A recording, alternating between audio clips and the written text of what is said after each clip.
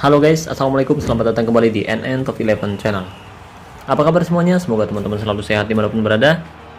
Hari ini saya akan membahas dan menguak taktik, peran, posisi, dan arketipe di dalam dunia sepak bola.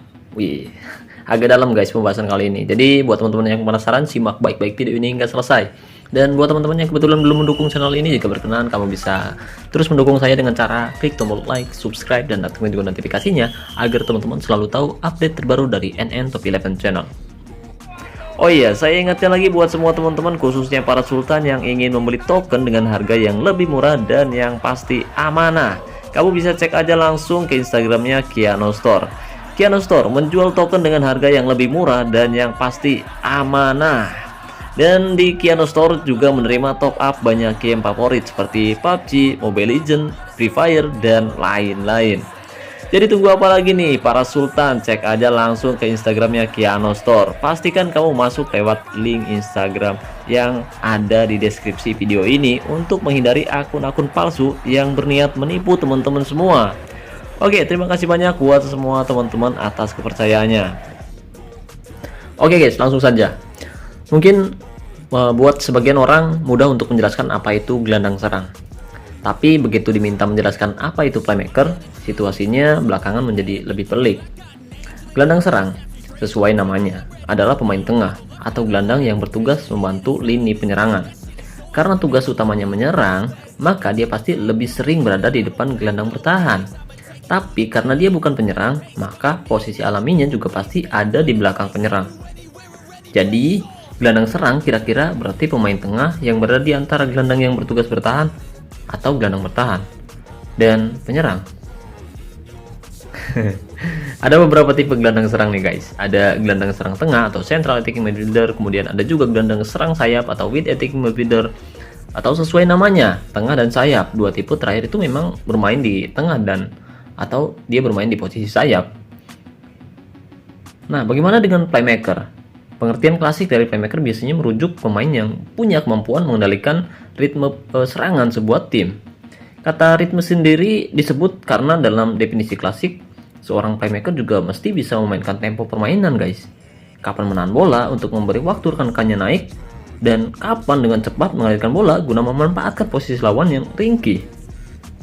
Dalam pengertiannya yang klasik nih, playmaker kerap merujuk pemain yang posisinya dalam formasi tim adalah seorang gelandang serang. Seperti yang sudah saya bahas di awal tadi, gelandang serang cenderung lebih sering berada di antara penyerang dan gelandang bertahan. Sepak bola atau pasca sepak bola modern memperlihatkan bahwa playmaker tak mesti berposisi sebagai seorang gelandang serang. Nama-nama seperti Andrea Pirlo atau Xabi Alonso memungkinkan lahirnya istilah deep lying playmaker atau dalam istilah Italia disebut regista. Belum lagi nih istilah central winger yang mirip-mirip dengan playmaker, tapi posisinya atau awal mula gerakannya lebih sering dimulai dari lebar lapangan. Pemain seperti Eden Hazard yang dulu bermain untuk Chelsea dan sekarang bermain untuk Real Madrid, atau Samir Nasri yang dulu pernah bermain untuk Manchester City misalnya nih, bisalah disebut sebagai central winger.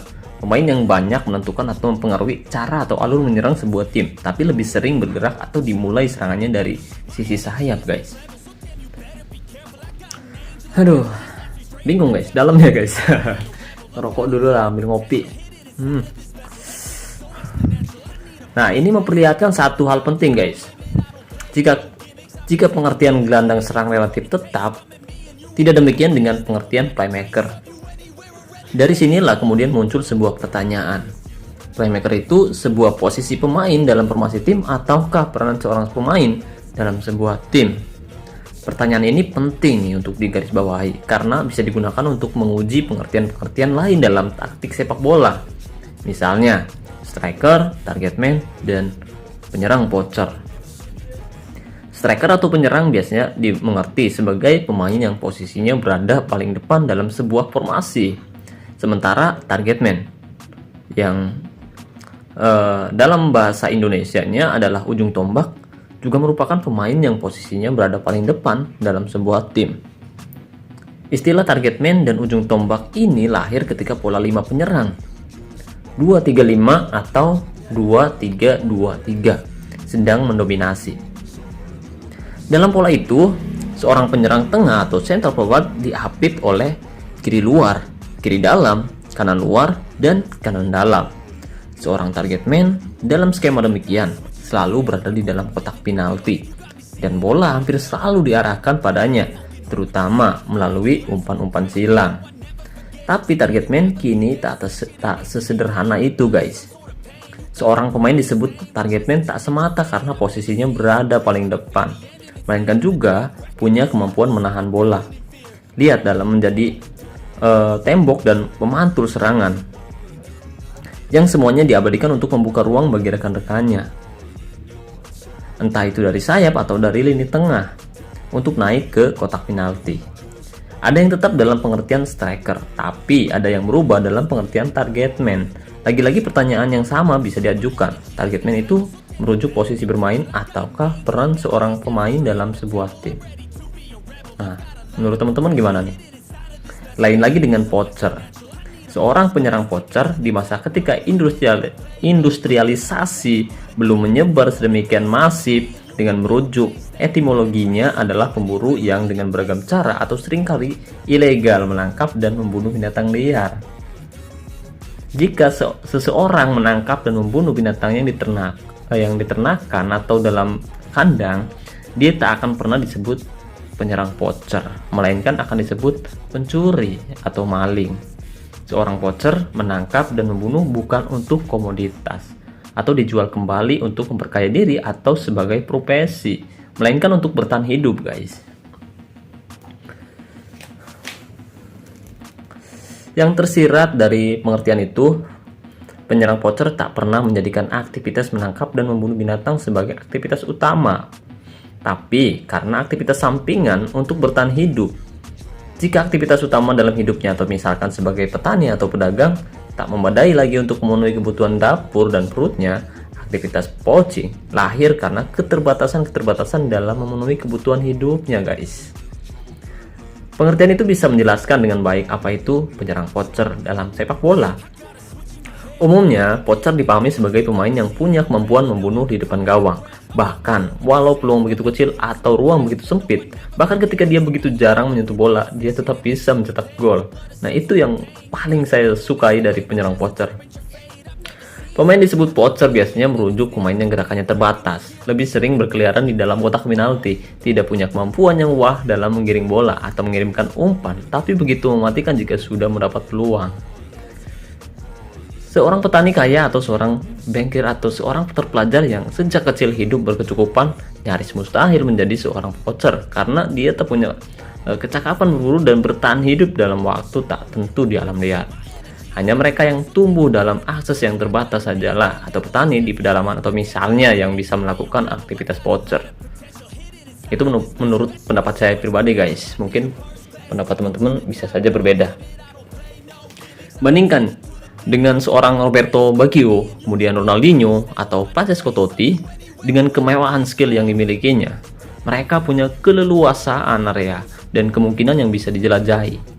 Jikapun tak mencetak gol, mereka bisa mengumpan, dapat menahan bola dan ritme serangan, jadi sanggup mengeksekusi tendangan bebas dan lain-lain. Dari sini kita bisa sampai pada rumusan yang lain. Jika striker kini merujuk posisi bermain dan target merujuk peran seorang pemain dalam taktik atau serangan sebuah tim, maka penyerang poacher itu posisi atau peran. Saya kira jawabannya tidak dua-duanya, guys. Penyerang poacher menurut pendapat saya nih, guys, bukanlah posisi bermain dan bukan pula peran taktik yang diemban seorang pemain. Penyerang poacher lebih spesifik lagi. Agaknya beginilah, saya menawarkan subjek untuk didiskusikan nih, guys. Poacher itu merujuk kualitas individu kalau menurut saya, guys. Jika gelandang serang dan playmaker atau striker dan target man hampir semuanya merujuk pada suatu bagian yang tak terpisahkan dari sebuah tim, baik posisi dalam formasi tim atau peran dalam taktik suatu tim, penyerang poacher sepenuhnya merujuk kualitas individual. Per definisi, ya, begitulah menurut saya pribadi. Beginilah argumen saya, guys. Poacher ini bisa disepadankan dengan advanced playmaker. Pemerhati sepak bola yang jeli agaknya sudah mafhum bahwa playmaker dengan gaya ala Zinedine Zidane atau Juan Roman Riquelme sudah relatif sangat langka. Misalnya Riquelme, dia mewakili pengertian klasik tentang playmaker sebagai pemain yang sungguh-sungguh bisa mengatur ritme permainan, bukan hanya mengatur lini serangan saat bola di kakinya. Permainan yang tadinya bisa demikian cepat bisa mendadak melambat. Dia tidak banyak diberi tanggung jawab untuk melakukan tindakan bertahan, tapi diberi keleluasaan untuk terlibat dan mempengaruhi alur serangan guys, sehingga diizinkan berlama-lama menguasai bola. Kemudian jika kita sering mendengar istilah the classic number 10, ya, the classic number 10.